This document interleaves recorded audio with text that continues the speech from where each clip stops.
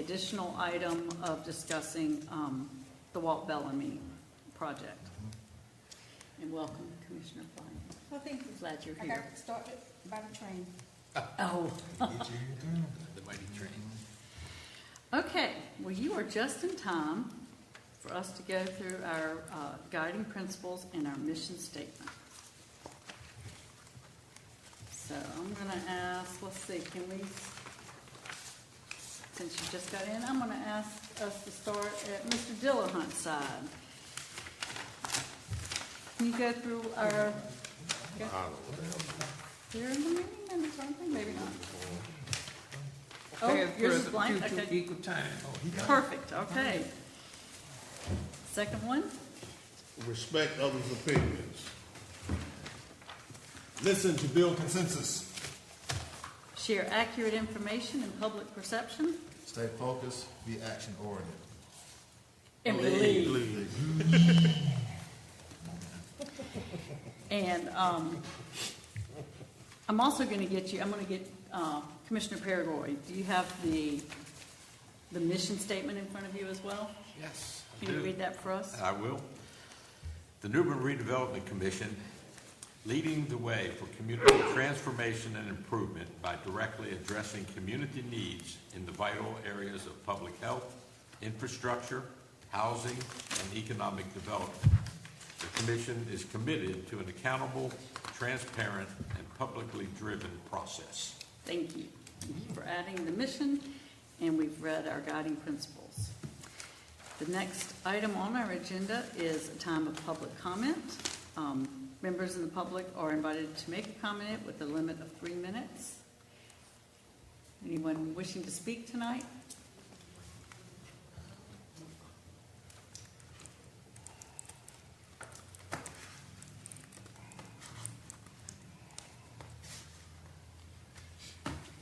And if you would state your name. Reverend Ethel Sampson, 1038 Sampson Street. Push the mic down for her, if you would, if you can. Don't clock me yet, because I was saying nothing. Oh no, we want to make sure you don't have to struggle to get through that mic. There we go. There we go. There you go. You know I'm real tall. I just like to let the ones that don't know, I know y'all don't know because I'm real old, let y'all know that how popular Dufferfield was. And I know because I was living and still living. And we had some of everything in Dufferfield. We had cafes, we had a beauty school, had cab drivers, we had notary publics, we had lawyers, and we really had everything going. But for some reason or another, it seemed like they put a stigma on Dufferfield, but we were on the ball. We had some of everything. And not only that, I want to let y'all know, when I was going to school, I had classmates that lived downtown. And after school, we would go downtown to the house, especially in those standards, because I was classmates to them. Not the white ones, the black ones. And I'm telling you, everybody had things going, but it seemed to me like people taking everything from us for some reason or another. And I want y'all to know that if necessary, and when they do things and exclude us, it doesn't seem fair to me. I always came downtown. We always came to board meetings and things, because I've been going 70 years down to board meetings and things. And sometimes I want y'all to just consider us. Sometimes when you start putting people on boards and things, people that never live here, I would like sometimes you consider us and think about some of us, because all of us are not dumb. A lot of us have a lot of sense. But sometimes we just be sitting too quiet. But I always be kind of one of the noisy ones. And so I want y'all to think about us whenever you put somebody on board. Thank you very much. Thank you, Mrs. Sampson. All right. Well, thank you for that. And I think that's the only public comment we have tonight. So we'll move into... Yes, you may. Okay. And I just want to thank you for those words, and definitely they will be considered. And I just wanted to say I attended the last meeting of the People's Assembly, just to let you know that we are doing outreach from this particular commission. And it was very enthralled with the outreach and their dedication to expanding their reach and getting their memberships up. So the next meeting on October 15th, I plan to join y'all again. I just wanted to say I love your mission, I love your vision, and definitely we understand and empathize with what you just said. Thank you, Commissioner Wallace. Chairman, while the door has been opened, I'd like to make a comment as well. And thank you, Mother Sampson, for coming and sharing your sentiments. We had a conversation earlier about Duffy Field and about homeowners.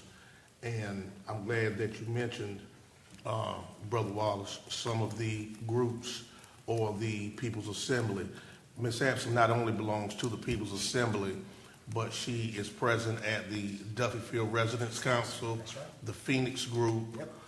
the block captains, and they have all been invited to be a part of our meetings.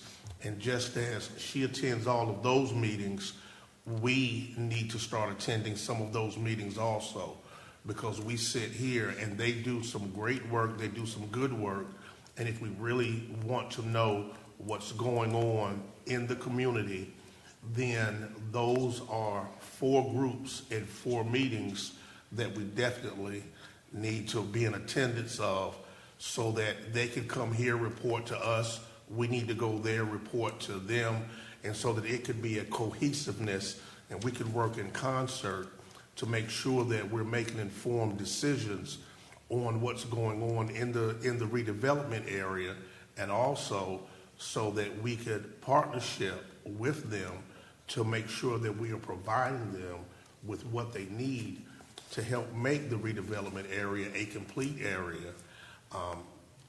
So that was what I had, and thank you once again, Ms. Ethelbell.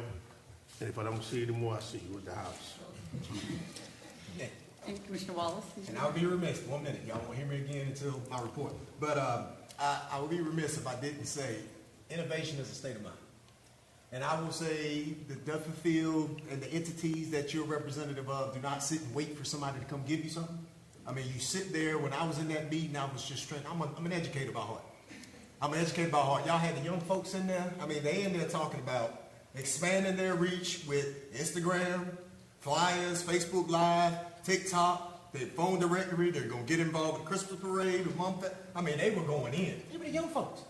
It was touching the kids. It's almost like passing the torch. So just remember, innovation is a state of mind. You just let me know how we can help you in the future.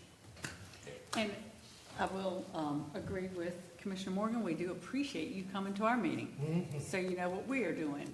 And I appreciate you sharing that information as well. Thank you. All right, so now we are on to some old business. And since we added the Walt Bellamy back into the agenda, I just want to give you a quick update on that. The Housing Authority has requested an extension, just a little extension of time before they sign the agreement and move forward with that purchase. And I believe the date they've given us is November 15th. And I believe we need to have a resolution that that's okay. Is that correct, Counselor? Yes, ma'am, it is. Per the purchase agreement and the terms that you previously approved, the Housing Authority had 30 days from the approval of the sale by the Board of Aldermen to close on the property. That means pay the money and record the deed. They are going through the process of making sure that they have everything that they need and have their ducks in a row, and just need a bit more time.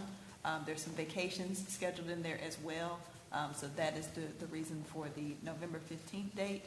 And the Housing Authority's Council has assured me that the Housing Authority is able to close on or before that date. Your purchase agreement does allow you all to extend the closing date by a written document agreeable by both of the parties. And I think the version that has been furnished to you has already been signed by the Executive Director of the New Bern Housing Authority. Okay. And that was sent out via email to everyone today. So it is really just adding a few days onto the closing documents. Yes, ma'am. But I believe we will need a resolution by the commission for that to move forward. And I think a resolution has been included in your physical packet tonight. So, I mean, I guess we need a motion from the commission to pass the resolution. That's right. So you may entertain a motion to adopt a resolution to approve the extension agreement with the Neighborhood Housing Authority. And this is enough time, so we don't have to do this again. This is enough time. Do we need to give any more extra time or anything like that? You never know what the unexpected. Yeah, I mean, so we don't have to do this again. I mean, do we need to go out an extra month to make sure they can get everything in order? In my conversations with the Housing Authority's attorney, this is enough time for them to be able to meet all their obligations. Oh, the attorney said it. We're good. They don't say nothing. And with the facts that we have at our disposal. When the attorney said it, I'm not gonna say a word. Okay? I make a motion. Yeah, I make a motion to accept the extension in the resolution. Yeah. On or before November 15th. Correct, I'm sorry. Yes. Yes. And I heard a secret second over there. Mm-hmm. So we have a motion and a second. Any more discussion required on that? Is everybody clear on that? Thank you for adding that in, Commissioner Wallace. If there's no more discussion, then can we do all in favor, or do we need to do a roll call? Okay. All in favor, say aye. Aye. And all opposed? Sounds like the motion carries. That resolution will pass, that we will give them an extension for the purchase agreement. So now, Excuse me. yes, I sir? do have a question about the housing authority purchasing that property.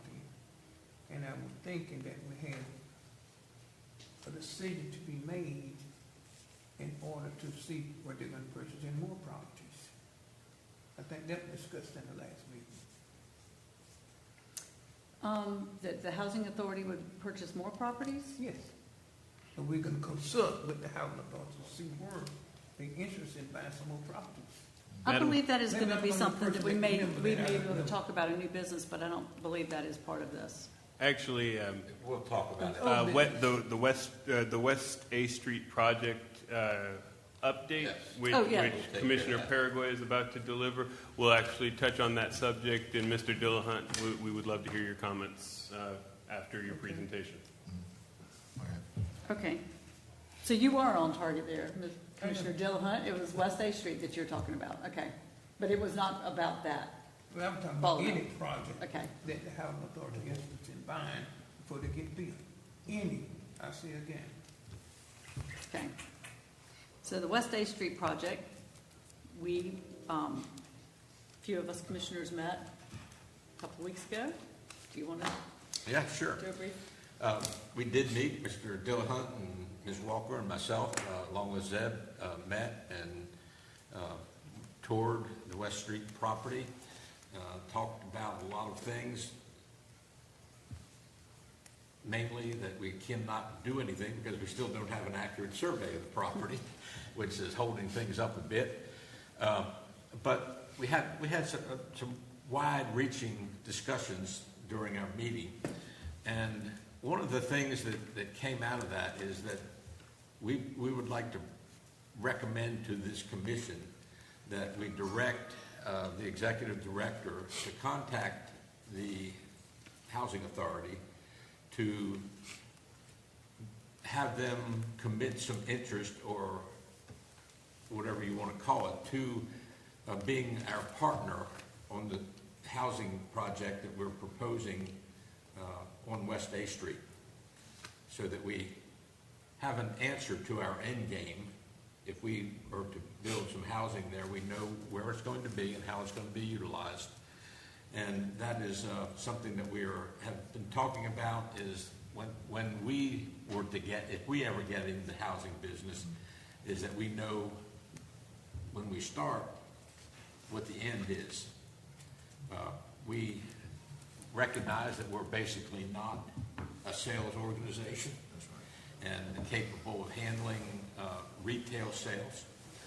And with the A Street property, the way it's situated and its location, we felt like that would be a very good project and location for us to partner with the housing authority for that neighborhood.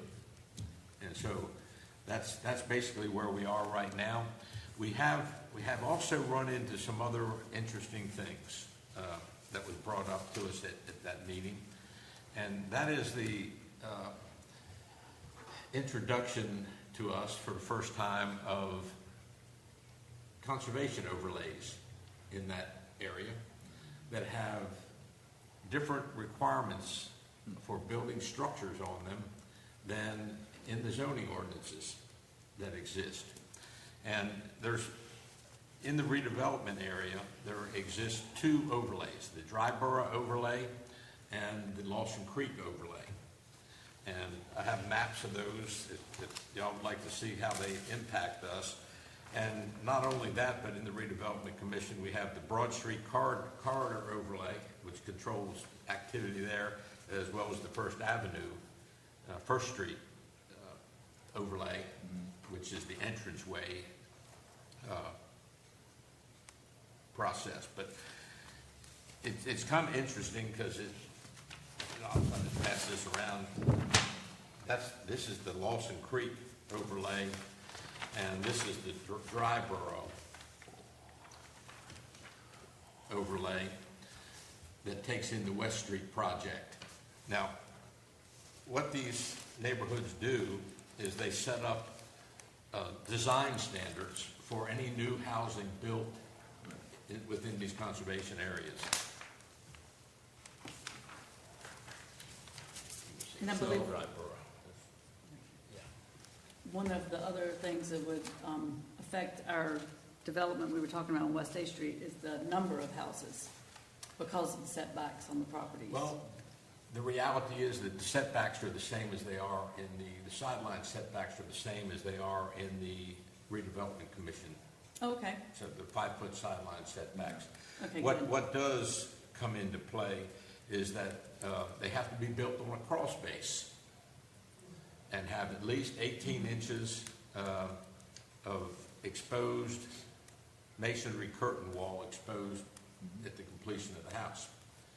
Now, I mean, that's fine. It does impact affordability and the cost to construct the houses significantly. Nothing on the slab. Nothing on the slab. Right. And the other interesting thing is that same criteria is in the Lawson Creek deal where we built houses on slabs recently. So, and also that roof pitches are controlled in these areas and that require a minimum of a 612 roof pitch on any new construction. So all these things we have to kind of look at and as we go forward and reassess our housing selections and our housing profiles that we're going to be trying to build based on these overlays that we just discovered.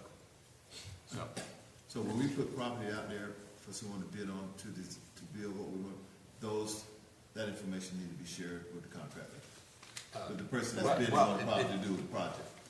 Yes, Yeah, I mean, okay. that's supposed to be done. Okay. Yeah. And, like I say, we kind of just found out about it. And so we're having to relook what we're planning on doing on A Street because it does fall in the Dryborough conservation area. Okay. So, but again, the main thing, and because all that we can deal with, the main thing is that we would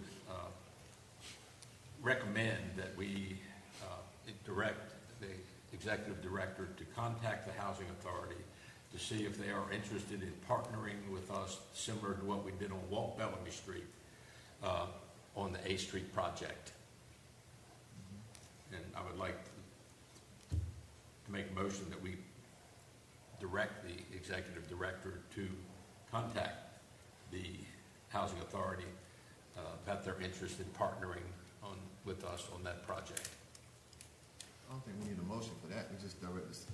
Direct, right? Consensus? Yeah, Consensus. And I want to make sure, Mr. Dillahunt, that's what we were talking about, was to get them involved in the development of the properties. Is that what you were referencing for A Street? Exactly. So, Okay. as a matter of Perfect. fact, while he's getting permission from the board, from the housing authority, let's do a broad request, per se, for any houses that are not sold. See if the housing authority are interested in purchasing it. So we can go from West A Street to Second Avenue to anywhere we may want to go. Open up the conversation for Yes. a lot of the development. Yes, all of the absolutely. development. Okay. Madam Chairman, I like the request, the idea. I'm still concerned that we need to go into homes being bought. I mean, I know the housing authority need homes to eventually get people out of the public housing and do some things. But I still think we need to make sure we stay focused on homes that are being purchased. Home ownership. I don't want to get away from that. I don't want to get away from home ownership. May I ask a question, please? Yes, you may. Would it be in the scope of this commission to either support, spearhead, or be a part of a seminar that would introduce how someone would go about seeing what they would qualify for as a homeowner? Any kind of seminar, any kind of meeting that we could have to where either we would partnership with one of the groups that we mentioned earlier and do it specifically for the redevelopment area. A lot of those that would be living in the redevelopment area have not researched to see if they qualify or what they would qualify for. That is very valuable information. I'm not certain that it would fall within our, what we do as a commission, but we could certainly support a group that's doing that in terms of pointing people in that direction and using that information as we're would we be in our scope to at least support or attend, or would the commission be willing to help to just, with their presence more than anything, to attend those types of meetings, to maybe even go over what the surplus properties are, and to get them started before we start building homes? Let's start seeing if some people that are in the area would qualify for them. And I don't know, not for us to have the list, but people don't know. A lot of them have not researched it because they didn't know that it was possible for them to become a homeowner. And that's, I think, what we're trying to make happen. And if Mr. Parr, if I'm reading you correctly, Mr. Parham, because how else would they know that they qualified to be homeowners if they did not go through the process? I agree. That's very valuable. And I know Perhaps. that our executive director Yeah.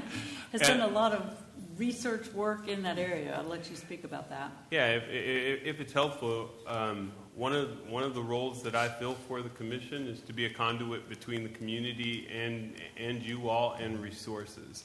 And so when individuals call my office, one of the things that I do is refer them to local resources that they have at their disposal.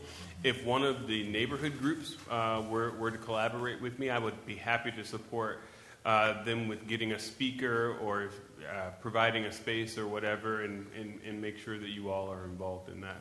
I'm happy to fulfill that role. Appreciate that. So I appreciate you re-emphasizing your role as a conduit, because I think we certainly use you for a lot of resources, and I'd like to think that the communities could reach out to you as well. Anytime. Okay. Thank you, Zeb, and thank you, Madam Chairwoman, for making that clear. So I do, Mr. Dillhunt? One question. Yes, sir. I was under the impression that the houses that we built, or the one that was available for the public as well as our buffer with the housing authority. So maybe we could have an open house for the public, advertise it, give them a chance to look at the houses instead of having a block of houses built. The housing authority may be our last resort. So we would like to have the house open to the public with an open house, some type of celebration. To let the neighborhoods, or let the Eubanks, that's what we're doing, and the houses are open for the public to buy. I think the one thing, there's a lot of ideas going around here, which are good. One of the thing we wanted to direct our executive director to do is to open the conversation with the housing authority to see their interest in co-developing. Yes. And there are other properties that can be developed in different ways as well. But I know we were talking about that for the West A Street. Yeah, I think in the spirit of clarity, just for myself, what it would be helpful to note is exactly what ask I'm asking them if they're interested in. Is it a wide sweeping, broad sweeping request such as Commissioner Dillahunt is asking, or is it a more narrow scope specifically for the West A Street project, or is it just to measure their interest in co-developing with us? And I'll report back in November. So. And as you're pondering that question from the executive director, it may be helpful for you to bear in mind that there may be developments coming in the future where you all are not the redeveloper. Right. It may be that you identify redevelopers either locally or regionally that come in, acquire property from you, and they construct whatever it is that you tell them to construct. That's right. So if that's the case, if the property is in the hands of a private developer, then that may add some complexity about, how you instruct that developer to market and advertise. Right. Certainly, if they're in the private industry, they're interested in making a profit. So within the restrictions and covenants that you place, they're going to be very incentivized to make sure that their intended customer knows that this product is on the market and has access to it. Right. So as you're thinking about how broad you want this conversation to be with the housing authority, bear in mind that there may be private entities that are interested as well. That's a very good point. Thank you. I think underlying the whole thing is that Mr. Dillahunt started to say it, and then Kip took over, is that we don't want to build and then be responsible for having property on our hands. We need somebody to partner with whatever we do, whether it's a private developer or the housing authority. And Beth, the other thing is, we're talking, my intent was to be specific about West A Street. Mm-hmm. Okay. We have other accumulated properties like First Street that we need to address, and Mr. Dillahunt, I think, has got some conversation about that this evening, where that can develop. But right now, as we stand here, we don't have that, and we do have a known need for the folks in Trent Court. That's right. I mean, we all saw what happened after they had to abandon the housing they had there. A lot of people were displaced, and a lot of them left Newbern and will never come back. And that's something that if we partner with the housing authority, that we can have some impact on to keep the residents who have been living here a long time as part of the Newbern community. So we're talking about 4 or 5 houses, depending on what we get back with the property survey and what we can develop from a housing footprint. So that was my intent, was not to abandon that, because I think we all understand that our primary role is to minimize risk, which we would do if we were trying to sell houses ourselves, but be land accumulators, and to work with private developers. I mean, that's what we've done on First Avenue and what we did on Bloomfield Street and some other locations. Mr. Dillahunt mentioned Second Avenue. We have some accumulated properties there that fit into those type of situations where we could work with private developers who would build for sale home ownership housing. So we are seeking consensus at this time to ask the executive director to see the housing authority's willingness to partner or desire, if they're interested at all with West A Street. And it would be very similar to Walt Bellamy. I think in our meeting, we discussed 3-bedroom houses and as opposed to 2-bedroom, and like Kip said, 4 or 5. So it's a very similar process. That's an easier ask to get their head around than just anything. Let's start with that. we'll start there. I'll report back in November. Okay. All right, thank you. And now I am going to go to the next item under the old business, which is the Bloomfield Project. And I believe Commissioner Wallace is going to take that one for me. Oh, yes. Okay. Bloomfield property. Round and around and around we go. Many discussions have been made in reference to the Bloomfield property. And we discussed a lot of possibilities, multiple possibilities, but we came to the goal is to convey the real property to the developer, for them to develop it in certain specs. And then we would advertise for sealed bids. The controlling statute for this process is GS 168-268. This process allows us, the commission, to advertise the sale, set the minimum bid price, and any other conditions, covenants, or restrictions that we pretty much vote for. The conditions or et cetera for this project would include affordable housing, competition within 120 days of said event, and being built pursuant to the approved plans. But here are the steps for the sealed bid process. We're here now, okay? The commission adopts a resolution authorizing a sale by sealed bid. The resolution will identify the properties to be sold and conditions for the sale. And you were sent the proposed resolution earlier. We'll publish the notice. It's in your packet.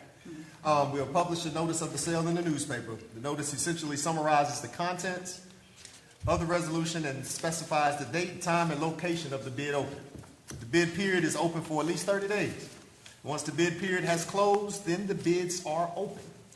The Redevelopment Commission awards the property to the highest responsible bidder or rejects all bids. Now, in our resolution, we go extremely into detail. It's 5 pages long. I'm pretty sure you read it before you got here, but this is the quick summary for the Bloomfield project. Okay. But at least we got next steps. Okay. Progress.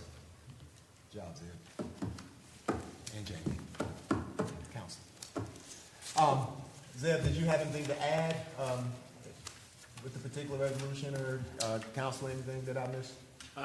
So just so everyone's aware, this is the project where we have 3 parcels and we're asking a developer to come in and construct and sell those duplexes.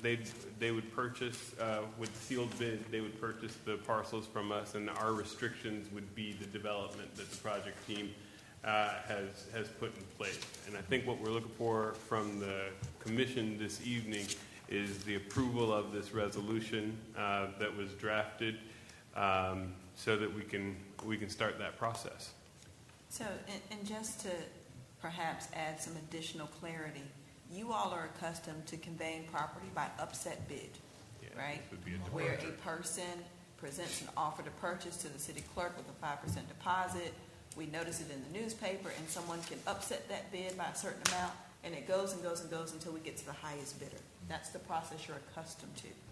The sealed bid process is different in that we notice to the world that we are entertaining offers to purchase, and people come with one time and present their offer to purchase, and it has to be their best offer. All of those bids are sealed until the bid opening date. On that special day, the city clerk will open all the bids, and the one that's willing to sell for the highest amount is presented to you, provided they comply with all the other restrictions and covenants that are in the resolution. And as Mr. Wallace indicated, there's an affordable housing restriction that if the person who owns or occupies that duplex must fall within that 80% or less AMI. Okay, did I say that right, Mr. Ho? You did. Thank you. Additionally, there's a construction timeline. After we close, they got so many days to pull a building permit. Thereafter, they've got so many days until they get a certificate of occupancy. We have the specifications about the number of bedrooms and bathrooms, as well as a minimum square footage. So this is a very detailed set of instructions that an intended purchaser would need to comply with. And this is a package deal. Whoever places the bid would take the entire development, which would be the 3 lots. So that there's some continuity in that corridor as far as aesthetics and whatnot. But that private developer would then be responsible for either selling or renting those units consistent with the affordability restrictions that are going to be baked into the deed. Right. So you all would not be responsible for trying to identify a person in the world or entities in the world to own or occupy those structures. So the upset bid process can almost be longer because we don't know how many times it'll be upset versus the sealed bid process, which is, go hard or go home, essentially. So I think the project team selected that option because of those particular advantages. Yep. And we're very specific about the types of restrictions that would be included. And if you adopt this resolution, you will note a significant absence. There is no minimum bid in the resolution that's before you tonight. That was not recommended by the project group. So if you are inclined to do so, you can set a minimum bid amount for these parcels. You don't have to by law. That's entirely your prerogative. So you may want to consider that as you evaluate the resolution tonight. Question, if I could ask you one. Now, you're talking about for the land or for the duplexes and the land? There are no duplexes there currently. So the only Just for the land? The only property that you have the ability to convey is the real property, which is the dirt itself. But with the understanding that the person who buys the property has to build the duplexes Correct. as laid out in the Correct. plan. Okay. Correct. It might be helpful to think of it in terms of, in the past, the restrictions we've placed on parcels that we've sold have to do with no cars, no outbuildings, those kinds of things. These are the same kinds of restrictions, except we're telling them what to put there instead of what not to put there. Does that make sense? Yeah. But with the sealed bid process, we are not telling them specifically what building to put there or what amenities that we're looking for, whether it be driveway, whether it be a two-story, whether it be No, we are. So We had those plans a couple of minutes. So we give them the choice of plans, or we give them an outline of what we're looking for to have, but then it's about numbers, and whatever the highest bid is what we must adhere to, correct? You have the opportunity to reject all bids, okay? So the information that's going to be brought to you is who's willing to purchase this property for the highest amount pursuant to the conditions that you're putting in place. So the conditions as far as the construction goes is the timeline, minimum square footage, minimum number of bedrooms and bathrooms. There's also a floor plan that is attached, okay? But as far as driveways and those types of external amenities, there's going to be obviously some input from the developer on that. But we also have our land use ordinance in the city of New Bern. So we have requirements, as Mr. Paraguay was talking about, our various different overlays. This property falls within the redevelopment area overlay. So we have specifications about setbacks, how close the buildings can be to the street, how many off-street parking spaces need to be there. Those types of things are baked into the ordinance, not necessarily into the restrictions. And any developer that is going to come in and potentially bid on this project would need to comply with the underlying land use ordinance. Thank you, Councilman. For your reference, And if I'm not Go ahead. mistaken, I think during our discussion, I think we also probably kind of realized that once this description goes out, some of the developers may come back to us and say, this might not work. And may want to add something to it before they actually do the bid. So the developer can help us through this process of whether or not what we want is really going to work. If it's going to really work, yeah. so if you all would refer to page 5 of 5 in this resolution, labeled Exhibit B, those are the restrictions that the project team gave to staff. And basically, we've made them broad enough, as discussed, we've made them broad enough so that the developer can do what they're proficient in doing and develop around these guidelines. Okay. But so that baked into their plans is everything that's important to the project team. So I think that page will probably answer most of your questions. Okay. But I've also heard that there's already floor plans that you're going to give to the developer and things of that nature too? There is a sample floor plan that they can use as a reference. Okay. Yep. And that's what I was saying. Some developers may see this, and before they even bid on it, make a call, they can direct, say, look, I see the plan, but You might want to do something different, you know, before the bids actually come in, yeah. And one question I have is, if the developer who wins the award, we're all in agreement with that, at the time frame of starting to build, or, doesn't have a beneficial occupancy, what, does the land revert back to us?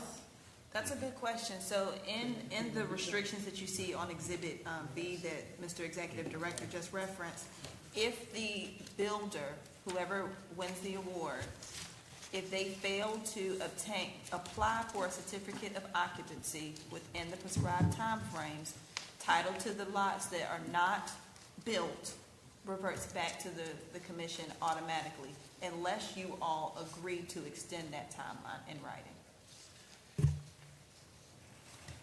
Is there, in this process, and this is just me thinking, is there any way to have the people that bid on this to submit references, or, so that we know who these people are?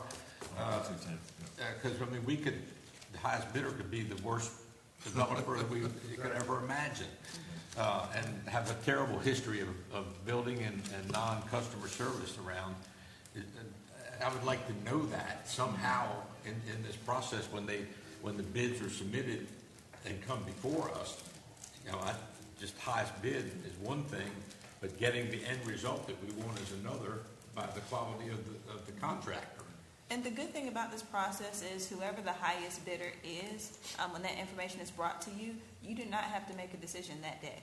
You can take some time, if you'd like to investigate that developer, make sure that they're bonded and properly insured and all of those things before you consider awarding the contract. Okay, good. And are we also able to select someone who is not the highest bidder, but someone who we feel is more qualified? That's a very good question. So the qualifications are the highest responsive bidder. And there's a presumption that if this person satisfies the criteria that you set out in this resolution that will be published in the newspaper, that they are responsive. Your remedy, if you're not satisfied with whoever the highest responsible bidder is to reject the bids. Okay. Responsible, And rebid it. responsible. Isn't that objective? Who says what's responsible or not? Or I understand responsible, but responsible. Correct.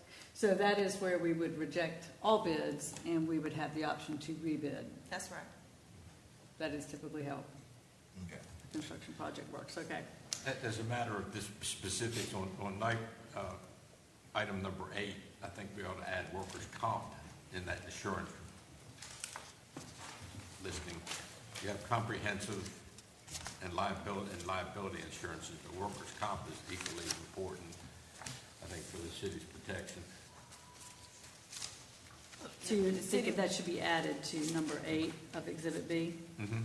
Certainly can approve the resolution with that amendment. The other issue is, she mentioned, and we've failed to discuss it, a minimum bid. Is there any appetite for setting a minimum bid, or just let the market prevail? Well, Madam Chair. Yeah, absolutely. With the minimum bid, I just want us to really consider there's nothing there right now. And me being a layman listening to the council, just go over what the developer's going to have to endure anyway. Going over there, considering. So, with minimum bid, I'm not saying not to. I'm just saying we need to really consider, as we move forward, what that minimum bid is, and make sure it is market. If it's not, so it's not market. Because there's nothing there now. We need to get. Well, no, I know that. Yeah, and the tax value would be of the land only. Yeah. Or what we've expended to create the site, Well, true. and eliminated a whole lot of issues on that site. Yeah, asbestos and To make everything it else. to make it a viable building site. Yeah. So. But we'll have time to just entertain all that though, right? Do we set minimum bid tonight before the resolution? Yes. That would If be you an want to add amendment. that. Okay. So my understanding is we can accept the resolution with no minimum bid, or we can add a minimum bid as part of the resolution. That is correct. Okay, amend it to include that, if that is the appetite of the commission. What's the minimum bid there? What you want to cover? You want to cover Tax the value. expenses? that Well, we bought the land outright Okay. on the market, and we have incurred demolition costs of the McCotter house, and the cleanup costs, because it was a nasty Right. place with old garages and stuff Okay. like that. I mean, that's the money we've spent to create a clean, buildable site. What's your minimum cost? Your minimum bid? Just off the top of your head. I would say probably $20,000. For all three? For the whole thing, $20,000. Yeah, I mean, that still doesn't cover our costs, but it's, Right. it sure helps us have money to do other things, Right. recoup some of those funds. But I don't know, did Commissioner Strickland have any comments about minimum bid? Do you remember? We didn't. We didn't- We we hit didn't- the bid during that time. No, we No, didn't we mention didn't. minimum bid. And again, I just bring that up. If Right. That's you don't always have in his appetite for it, wheelhouse. That's fine with me too. You know, it's good discussion, because and we're not in the, just like we're not in the financial education business, we're not in the banking business, we're not here to make money, we're just trying to have money to put back into our projects. So if we feel like this is the money we've spent to make this viable project, and then no minimum bid, that's one way to go. If we want to try to recoup some of that for other future projects, that's the other way. If there's consensus in the commission to send this back to the project team with some guidance to discuss minimum bid, you can certainly do that. If on the other hand, you have, there's some idea of what the minimum bid should be, we could certainly add that, or we could proceed with no minimum bid. We don't need to kick this can down the road another Right. month. No, I'd say we, you know, and I hope this is an appropriate question, but I know you are always working for us, and do you feel like there is an appetite now, or you heard interest in people wanting to move forward with this project? I would say, yes, there's quite an appetite to move forward with this project. I would be hesitant to guarantee anything. What I might suggest, and Madam Counselor, you can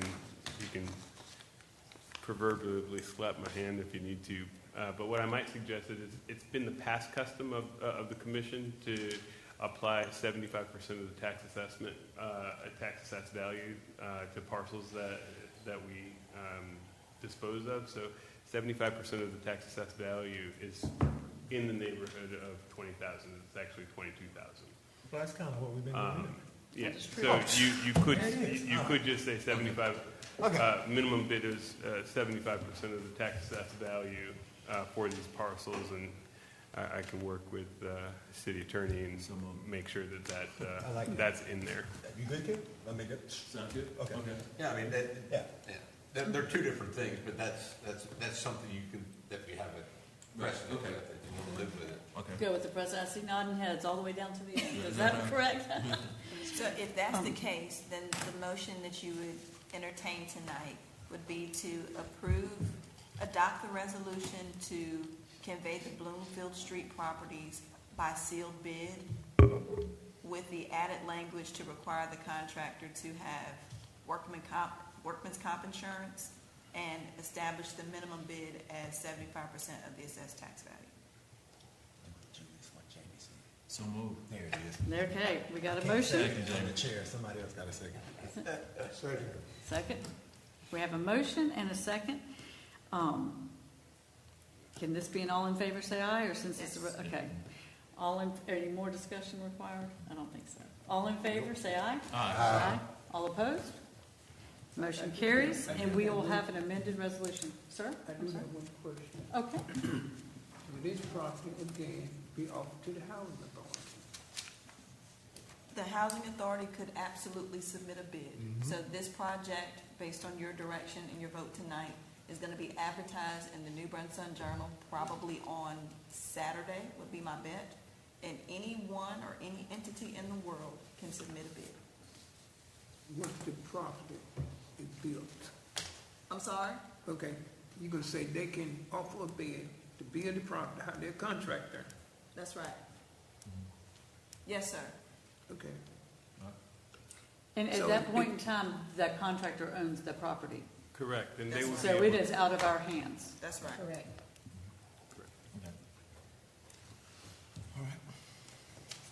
Okay? Everybody still good with that? We're good. Okay. The last bit of old business we have is the Eubanks Project. Okay, the Eubanks Project. You want me to? I'm not gonna do it, I'm not gonna say what I was gonna say, but, I'm gonna turn this one over to, Eubanks Project has been extremely frustrating, I can say, as a commissioner sitting up here and leading this particular charge. But Yes, I'm gonna turn it over to our executive director so he could eloquently update you on the progress of the Eubanks Street Project. The Eubanks project continues to be complex, as Commissioner Wallace has said. We did hear back this month from the CDBG consultant. There were a few areas where there seemed to be some confusion, as we're a public entity, so we don't sell on the open market. And so city attorney and I are working on some language to get back to him so we can get an actual roadmap forward. I have spoken to CDBG staff, and we anticipate a presentation from CDBG in the coming months. So we hope to gain some traction, especially because several individuals have come forward who are interested in purchasing the parcel. So we're just trying to pave a way to make that possible, and still working with CDBG consultants. So it is frustrating. Your frustration is certainly warranted, sir. But we're confident that we're gonna make some headway in the next couple of months. So that's the update at Eubanks. Okay. Slow but sure update. All right. Yes, thank Oh, you. my goodness. And now we are at the place of new business, and we have, I'm going to ask Commissioner Dillahunt to discuss with us First Avenue presentation, First Avenue project, and his ideas there. Commissioner? Okay, I don't have any progress per se, but we did have a conversation about that. I do have a engineer. Once we pick out the portion that we want surveyed, they will survey the lot at no charge. Once we get it surveyed, we can move on with what we're gonna put there, what type of houses we're gonna put there. But the main thing now, we got to see what portion of First Avenue that we're going to survey. So we're at that point right now. And I did submit some plans per se of some houses, 3-bedroom. I think I submitted a plan of maybe 3-bedroom houses possibly that can fit on those lots. Once again, as Kip has said, Paragould, it depends on the size of the lot of what they are made to be. And once again, I want to ask Zeb, developer, would it be open for the housing authority or for the general public, or for both? I think the proper way to answer that is the housing authority is a co-developer, is a developer like any other. If they were interested in a project, they are as open as anyone else to put a bid in. However, you all decide to set up the process. As discussed tonight, it could be a sealed bid process, it could be an upset bid process, or it could be a co-development deal where you start from the beginning. And so it really depends upon how you organize said project. And it's helpful to remember your powers chart.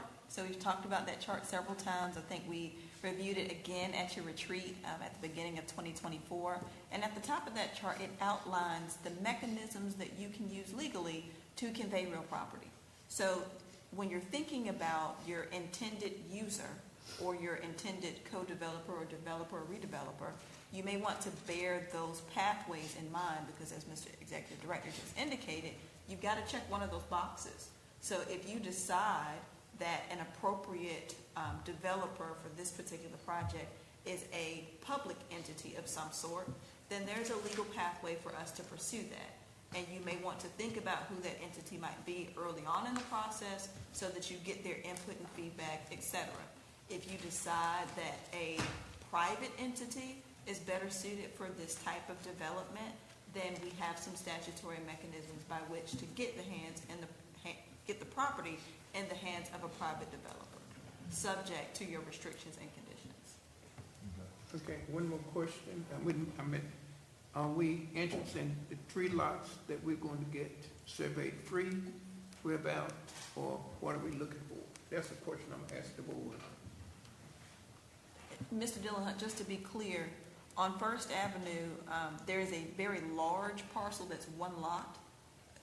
Are you able to offer the commission any additional details about what lots have been discussed? That way they might be able to reflect on the question. That's the question I'm asking. Zeb, the commission, what part of that plot from, I guess, Cedar Street all the way to, I think that's Elm Street. What part do we want to develop first? Once I get that directive, I can move on from that. If you understand what I'm saying. I think I do. So the commission does not own the lots closest to Cedar Street. I mean, 2 houses from Cedar Street. Right. On the right-hand side. Well, I think what we need to do, from our earlier discussion, Mr. Dillahunt, is to get with the engineer and have them do a perimeter survey of what we own today.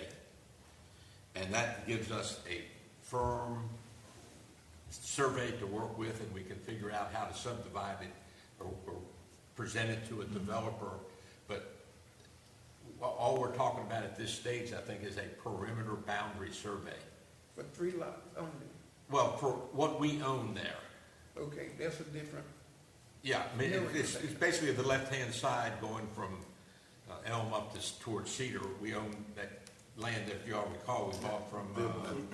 There was a trailer on it. Yeah, it had a trailer on it. There are 2 dwellings from the Cedar Street Right. end, and then a big dwelling, and then where we had it removed from, across the street from the church, from the back of the church there. If it might be helpful, it sounds like the large parcel on First Avenue seems to have commission consensus, and you all want that surveyed. So maybe the first parcel that your surveying partner could attend to is the large parcel on First Avenue, and then the project team can suggest 2 additional parcels on top of First Ave. That doesn't necessarily need to be designated tonight, as long as we can give Mr. Dillahunt some general guidance on where to start. Absolutely. And then he can bring back some sort of report, and we can, and maybe even a suggestion on additional 2 parcels, and I can certainly work with you on that. Go ahead. And it's a lot. Appreciate Mr. Dillahunt's work there to get with the surveyor to do that work. Does he need to bring us a proposal for approval, or does he have the capacity to hire that person and use funds? Well, I think Mr. Dillahunt indicated that this survey would be done at no cost to the commission. Okay, I missed that part. Sorry about that, okay. I'm sorry, I missed that. And I think it's important to note that the commission only owns 2 parcels on First Avenue. Correct. One is just really big. Mm-hmm. Yeah. So So a boundary of all, they're contiguous, correct? they are Yes. contiguous, So we want to have a boundary survey of all the property we own right there. which is 2 lots. 2 lots. And that property does abut up against a wall of brush, and then behind that is Second Avenue, and I think the dwelling owned by Ed McGovern is right there. Yeah. There's a building on the corner. Okay. And that's why we like to get boundary surveys, because Yeah. those lots are deeper than they are visually. Right. And if we're going to try again to offer them up for private development, We need to know. You need to know, and the developer needs to know, because if you ride down the street and look at the woods back there, you could assume that that's the property line, and that's just not the case. Right. Well, let me bring this before the commission. The biggest lot, or the largest lot, maybe we'll get that lot surveyed, and we could set our back boundaries, hopefully according to that line that they set, if you understand what I'm saying. So because Commissioner Dillahunt is not asking to spend any money, there is no resolution necessary, just general guidance given to him so he can continue on his First Avenue development, which we all approved, you all approved, excuse me, I don't get a vote, you all approved back in January 2024. Okay. Well, that's great. That's exactly what I'm looking for. Yeah, I'm thinking everybody's nodding their head for you to move forward with that. Yeah, I don't want to waste my time and your time and the surveyor time either. No, that's good. Once I ask them to do blase, you're gonna survey 3 lots, Okay. period. So that's great. So then you can bring that information back to us for further And I put your consideration. name also, I think I discussed it with a couple of people, but, Nice. So just Okay. so the record is clear, Mr. Dillahunt, I just heard you say that the surveyor will survey up to 3 lots, but the commission is asking the surveyor to survey the one large parcel. okay. Is that the direction tonight, or Because no? there's another little one adjacent to it down on Elm Street. So the direction, the guidance that's being given tonight is for the surveyor to survey the 2 parcels that the Redevelopment Commission owns that front on First Avenue. Is that the direction? On the corner of Elm and Elm Street and First It's Avenue. all of the one, Right. I mean, there's 2 lots, but they are 2 side by lots. side, so it, I think Mr. Allen had owned the largest lot, if I'm not mistaken. So we'll go from there to M and just see what's what. I just want some guidance on that tonight, to see Yes. how full or what I need to do without, wasting any time. To see how your appetite is for it. I think that's great and appreciate you doing that work. And if, y'all correct me if I'm wrong, but I think we would love, if he could do both of the lots together, survey both of those The that we small own, and just the the ones that we own, the redevelopment commission. The small one and the large one? Yes, sir. Okay. Is that correct? Yes. Okay. That would be great. Appreciate you doing that work and bringing it for us tonight. Sorry I misunderstood at the beginning. All right. Thank you for that. And next item agenda is our staff report. All right. Just a couple of items tonight for the commission to consider. The first item is the proposed calendar for 2025. In our last meeting, we talked about our meeting schedule and specifically our retreat date. I promised you all that I would send a doodle poll out to see what Saturdays might be available for the commission. But if we want to do a January retreat like we did last year on a Saturday morning, the 3rd Saturday would be the only Saturday available to us. So I did provide for you a proposed calendar outline, which we can certainly discuss this evening. And so I'm happy to take any questions on that and take any guidance that you have for that in general. I did want to just add to Mr. Paraguay's report on West A Street that we did actually receive a draft, a preliminary draft of the survey work on West A Street. It was just missing a boundary line, so that was pretty significant, so we sent it back and asked for a correction. And I've been working with the team lead on trying to find that line. I do want to say thank you to the commission for the opportunity to attend an affordable housing training with the School of Government this past month. It was very enlightening, and we had a great discussion, and we talked about New Bern and our redevelopment efforts quite a bit. You can read the rest of the report. It's included in your packet. It's not really substantial to the discussion. What's more important to tonight's discussion is I promised you all last month an update on where we are with with the website, and if I can work technology well, I'd like to show you where we've come with the website. If you're familiar with the existing website, it doesn't look at all like this. Some complaints that we've gotten have been such that there's too many clicks, there's too many layers, things are nested. So we wanted to make everything really, really user-friendly and engaging. And so with the work that we've done on this site, it will be totally scrollable. So from the top, you can scroll. The first thing you're going to come to is our agenda minutes and our links, as well as our calendar. We've embedded history as well as all the plans that we work off of as a commission. We've defined the Redevelopment Commission and given some of our history there as well. In addition to scrolling, you could also tab through these at the top. And so no matter how you want to interact with the site, you can choose how you interact with the site. We've partnered with GIS and put a number of helpful maps of our boundary area that just go over information regarding our parcels and our boundaries that the public would find helpful, including a floodplain map, which is a hot topic in our boundary area. We also thought that it was important to include information about growth and building permits, just so that people can see that work is actually happening in the redevelopment boundary area and they can see where that work is happening. That map right there is a dynamic map, and so every time someone pulls a permit, a little dot will be added to our boundary area, so that people can see where the work is happening, what new development is happening in our boundary area. This will also be really helpful for those resident groups that are concerned with what's happening in those kinds of things. They'll be able to go in and actually see it, scope that out.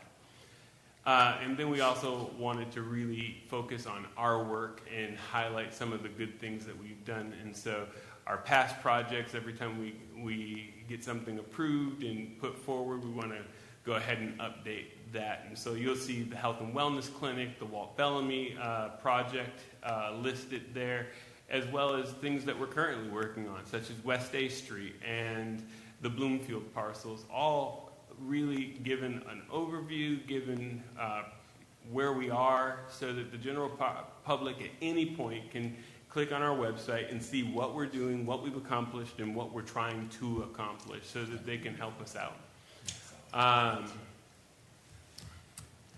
That map that you just went past shows A Street that we're talking about. Oops, go back. Whoa, Go down. The other way. Sorry. There you are. There's First Street right there. Oh, First Avenue, yes. Yeah, First Avenue. And So that this red parcel block right right here along is First Avenue is what we've been talking about getting surveyed. Yep, Okay. exactly that. Perfect. The next tab down is ways to invest. Probably one of the first questions I get asked all the time is, how do I purchase a piece of RDC property? We've outlined the entire process here, and all you have to do is scroll down. All of the links are dynamic links, so they'll be able to actually just click on sellable lots, and it'll go to the sellable lots list. Click on the offer to purchase sheet, and it'll bring up a PDF of offer to purchase, so they can print it off and give it to the city clerk. We wanted to make everything really accessible and really engaging and very user friendly. And then, of course, that is our sellable properties, and then the redevelopment plan, by which we are governed as a beast of general statute. We wanted to put all of those details in there. I will include in my follow-up email a link to this so that you all can scroll through at your leisure. But I wanted to make sure that I wasn't just talking about this project. As you can see, it is quite complex and it has a lot of moving parts. This is not the final draft. We still have a couple of things to do, including change our vice chair, because it still says Kip is the vice chair. But Mr. Wallace, I know I didn't get that edited in before. I know. Say something after me. So there are all your faces and all of your information. And so that's the website. That's what we've developed. I'm happy to hear any feedback that you all have as far as guidance or changes. And again, I'll send this in a follow-up email, and definitely you can email me, and we can be in conversation over the next month. Our hope is to make this live by the beginning of the new year. Sounds good. With that said, the only other part of the staff report that I have for this evening is I did have Ms. Margaret Shields come tonight. If you all remember, we entered into contract with Fund Development LLC a couple of months ago, and Ms. Shields has been doing a lot of research and a lot of digging for us, and I just wanted to give her an opportunity to share with you a little bit of her work that she has, and so that you can understand where she is and ask any questions of her. So, Ms. Shields? So, if you could come to the microphone, that would be great. well, if it's okay with the commission, I'm going to stand here because as I was getting on the elevator, my shoe broke. So I have to come up there. That's okay. So I hope everybody can hear me and the shoes are going to get out of here. So I have done some investigating, as Zeb said, and had a conversation at a call last week with Liz Harum, with the North Carolina Department of Commerce about the Rural Economic Development Grant, because we thought that that could be a great funding source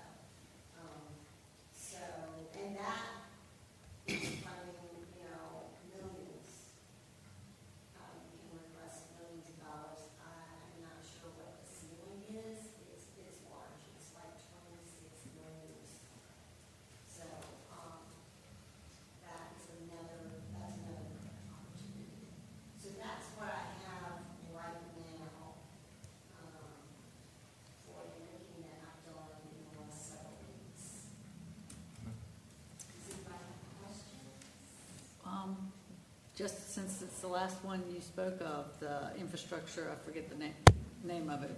The RAISE, R-A-I-S-E, it's Oh, part RAISE. of Biden's infrastructure bill. The funding came through that.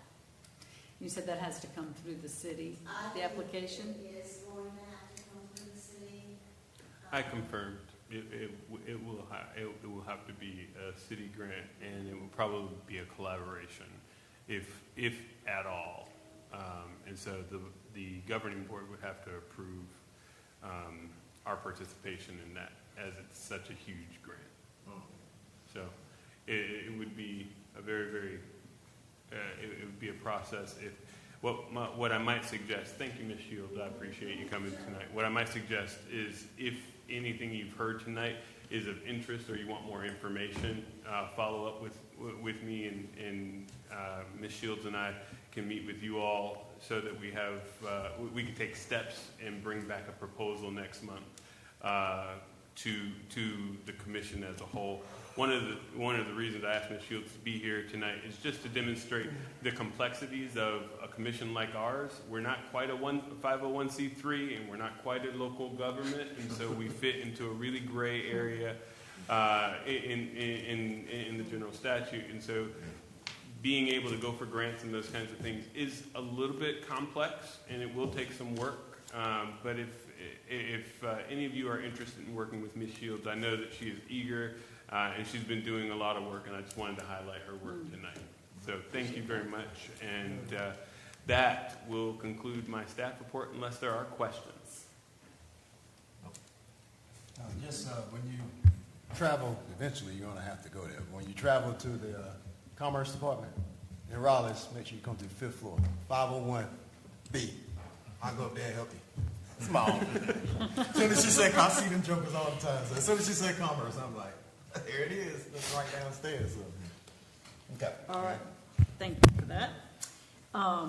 Next item agenda, I don't think we have anything to go into closed session for, do we? No, ma'am. All right, so we need a motion to adjourn. Oh, sorry. Second it.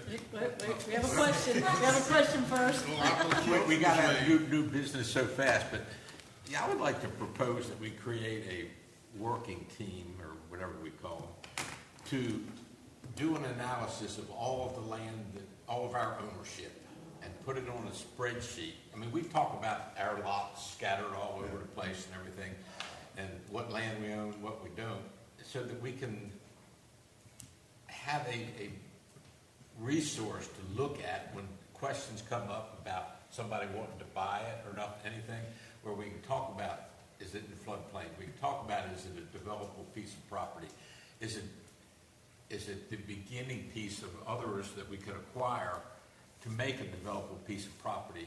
But to look at our ownership strategically and bring that report back to the strategic plan, so that as we plan for the future, we have an understanding of what land ownership we have and what its value is for various and sundry uses to help further our vision in the community.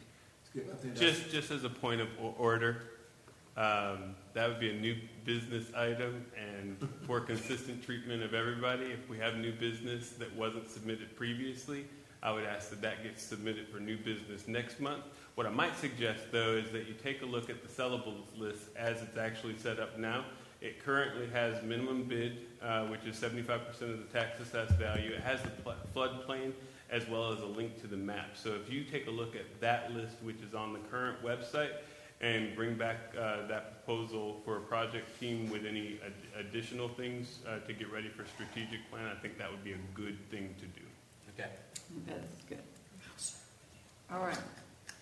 Now, no more questions. Do I have a motion to adjourn? So moved. Second.